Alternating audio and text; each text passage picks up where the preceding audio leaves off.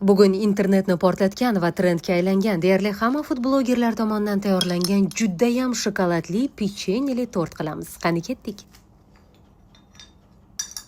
Bu shirinlikni shokoladni juda ham yaxshi ko'radiganlar uchun tayyorlab bering. Zo'r. Albatta ushbu shirinlikni, ushbu tortni xamiri pechenyeli xamir bo'lganligi sababli uni issiq holida iste'mol qilish tavsiya etiladi. Bundan tashqari, shokoladi erigan holatda shirinlik yana ham mazali tuyuladi. Demak azizlar, ishimizni boshladik. Xona haroratida eritilgan 82% 100 gram sariyog'ga 100 gram jigarrang shakar qo'shamiz.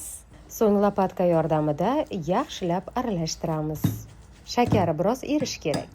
So'ng bitta tuxumni chaqib, ortidan yarim choy qoshiq vanilin, 1 choy qoshiq razrixlitel va taxminan 200 gram unni elakdan o'tkazib, bir xil massa bo'lguncha chiroyli qilib xamir qoramiz. Xamirimiz xuddi shunday yumshoqlikda bo'lishi kerak. Endi esa o'rtasiga 100 gram shokolad solamiz. Xohlasangiz plitka shokoladni mayda qilib bo'laklarga bo'lib solib yuborsangiz ham bo'ladi. Yoki men ishlatgan belgiyskiy shokoladdan 100 gram solib yuborasiz. Bu shirinlikni yana ham shokoladli va mazali qilishiga turtki bo'ladi. Albatta hamma yeriga shokolad yetib borishi uchun xamirni yaxshilab yana qorib yuborish kerak. Undan so'ng esa xamirni 3 dan 2 bo'lagini qolipimizni pastki qismiga ayirib olamizda, uni silliq qilib yoyib chiqamiz va ozgina chetlarida devorlar ham hosil qilishimiz kerak.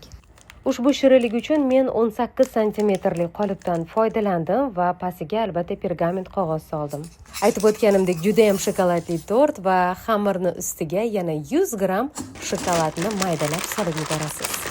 Endi olib qo'ygan xamirimizni 3 dan 1 qismini yumaloq qilib yoyib olamizda, tortimizni ustiga chiroyli qilib tekislab chiqamiz. Oxirgi bosqichda esa tortimiz yana ham chiroyli chiqishi uchun ustini shokolad bilan bezab chiqamiz. Xuddi shunday qilib. Meni gaz pechimda bu tort 180 darajada qizdirilganida 40 daqiqada pishdi. Hammani gaz pechi har xil. Siz birinchi 40 daqiqaga qo'ying, agar pishmasa yana 5-10 daqiqaga qo'ysangiz me'yorda pishadi. Mana tortimiz ham qizaribgina pishib tayyor bo'ldi. Xamiri pisochniy, og'izda erib ketadigan, ichida esa juda ham ko'p shokoladi bor. Bu albatta oila a'zolaringizga juda ham yoqadi. Tort shu bilan birgalikda rosa to'yimli. Albatta sizga retsept manzur kelgan bo'lsa, like va izohlarda fikringizni kutaman. Hurmat bilan Xunduzxon Abdullayeva. Aytgancha, yerliklarga ulashib qo'yish yodingizdan ko'tarilmasin.